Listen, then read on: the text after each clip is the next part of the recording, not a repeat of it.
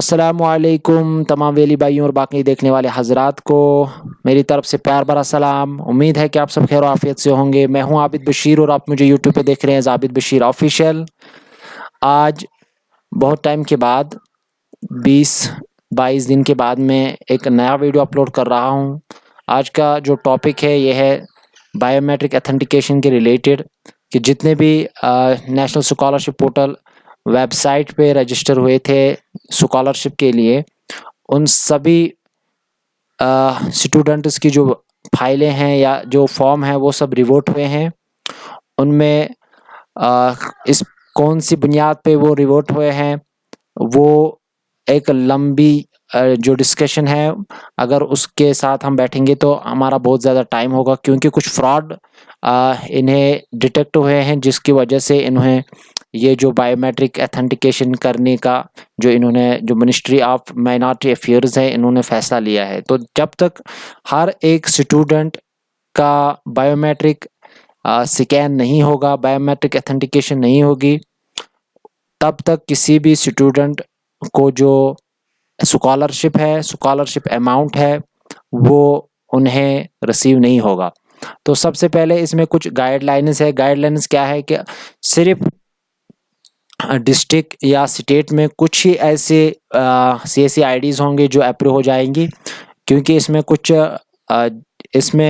कुछ इन्होंने क्राइटेरिया रखा है और उस क्राइटेरिया को जो CSC ID जो CSC ID उस क्राइटेरिया को अचीव करेगी तो उसी CSC ID को अप्रूव कर दिया जाएगा। तो दूसरी बात इसमें है कि कोई भी इलीगल अथेंटिकेशन जो है उसका जो रिज़ल्ट होगा वो पेनल्टी होगा या उसकी जो वेबसाइट ID है उसे ब्लॉक कर दिया जाएगा। इलीगल मतलब क्या है कि विदाउट कैंपिंग, यानी जहाँ पे आपको कैंप के लिए लिया जाएगा, आप सिर्फ वहाँ पे HOI यानी हेड ऑफ इंस्टीट्यूट के सामने और डिस्ट्रिक्ट नोडल ऑफिसर के सामने और जो इंस्टीट्यूट नोडल ऑफिसर है उनके सामने आप स्टूडेंट्स को बायोमेट्रिक अथेंटिकेट करेंगे बायोमेट्रिक के थ्रू। इसके बगैर आप आउटसाइड अपने सेंटर वगैरह पे नहीं कर सकते हैं। अलग आप अगर किसी को भी अथेंटिकेट करोगे तो वो सब इलीगल माना जाएगा। इसके बाद इसमें कुछ थोड़ी सी टर्मिनोलॉजी है जो मैं बताऊंगा। जो SNO है यह है स्टेट नोडल ऑफिसर। इसको ऑलरेडी हमारी टीम ने, जो CSC का टीम है स्टेट लेवल पे, उन्होंने इसको अथेंटिकेट कर दिया है। जो डिस्ट्रिक्ट नोडल ऑफिसर है उन्हें भी अथेंटिकेट कर दिया गया है। अब जो भी बाकी जो हमारे पास CSC वैलीज हैं जिनकी जो वेबसाइट है, जिनकी जो ID है वो अप्रूव हुई है, तो जब वो लॉगिन करेंगे तो उनके पास जो मेरे सामने यहाँ पे डैशबोर्ड है, ऐसा डैशबोर्ड निकल के आएगा। तो इसमें हमें क्या करना है काम, यहाँ पे स्टूडेंट और सबसे पहले हमें हेड ऑफ इंस्टीट्यूट जो है उसकी जो अथेंटिकेशन करनी है in the presence of district nodal officer, ठीक है।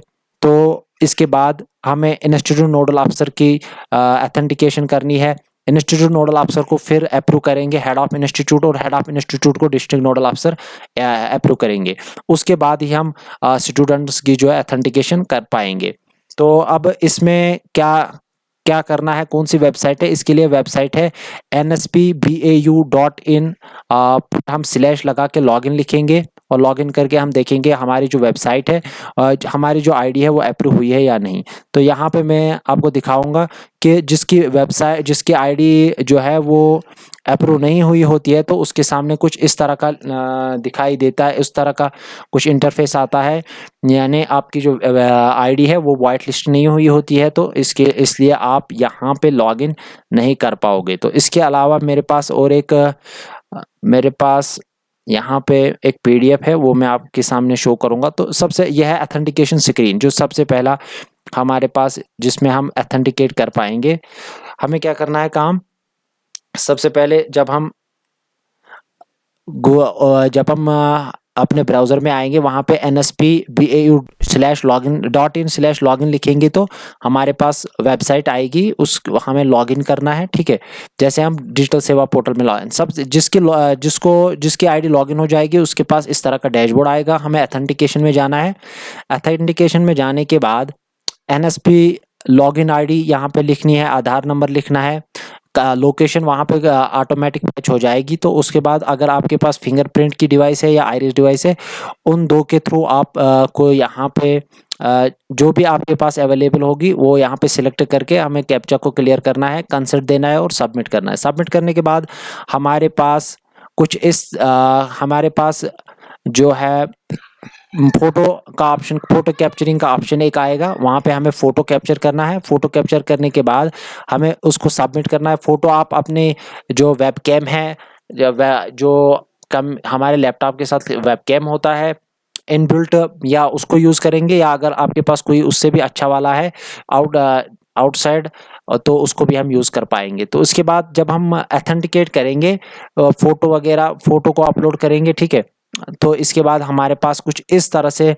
डिटेल्स निकल के आएंगी। यहाँ पे अब हमें वेरीफाई आधार करना है, फिंगरप्रिंट यहाँ पे हमने मोड रखा है, जो भी आप आगे आइरिस, अगर आपने आगे आइरिस रखा तो आइरिस आएगा, फिंगरप्रिंट रखा तो यहाँ पे फिंगरप्रिंट मोड आएगा, और इसके बाद वेरीफाई आधार करना है। वेरीफाई आधार करने के बाद इस तरह की स्क्रीन आएगी, जैसे पहले आयुष्मान भारत में आती थी, जो 1.0 है उसमें आती थी। तो यहाँ पे हमें स्टार्ट कैप्चर पे क्लिक करना है, और यहाँ पे फिंगर लेके जो भी फोटोग्राफ है वो यहाँ पे यहाँ पे हमें फैच हो जाएगा, और वेरिफिकेशन जब सक्सेसफुल हो जाएगी तो हमें जनरेट रिसेप्ट करना है, और इस रिसेप्ट को हमें फिर या हम अपने पास रखेंगे या हमको इसे इनके साथ शेयर करना है। तो इस तरह से हमारी जो स्टूडेंट की रजिस्ट्रेशन होगी, या डिस्ट्रिक्ट नोडल अफसर की रजिस्ट्रेशन होगी, या हेड ऑफ इंस्टीट्यूट की रजिस्ट्रेशन होगी, या इंस्टीट्यूट नोडल अफसर की रजिस्ट्रेशन होगी, वो सब सेम ऐसे ही हो जाएगी। तो इसमें सबसे हमें इम्पॉर्टेंट बात क्या है कि इलीगल हमें कुछ भी नहीं करना है, नहीं तो आपकी आईडी जो है वो बंद होने का उसको बहुत ज़्यादा चांसेस है, और वही यहाँ पे लॉगिन कर पाएगा जिसकी जो वेबसाइट है, जिसकी जो आईडी है, उसने जो वो क्राइटेरिया है उसको अचीव कर लिया होगा। तो वो ही यहाँ पे आके लॉगिन कर पाएगा, और यहाँ पे वो ऑथेंटिकेट कर पाएगा। और यहाँ पे ये इम्पॉर्टेंट बात है कि आपको बिना डिस्ट्रिक्ट मैनेजर की एडवाइस के कोई भी ऑथेंटिकेशन नहीं करनी है। जो भी ऑथेंटिकेशन की जाएगी वो सब इलीगल मानी जाएगी, और 5 बजे के बाद भी आपको ऑथेंटिकेट नहीं करना है, वो भी इलीगल माना जाएगा। ठीक है, तो इस तरह से जो मेरा वीडियो है यहाँ पे एंड होता है। तो दीजिए मुझे इजाज़त। अल्लाह निगहबान।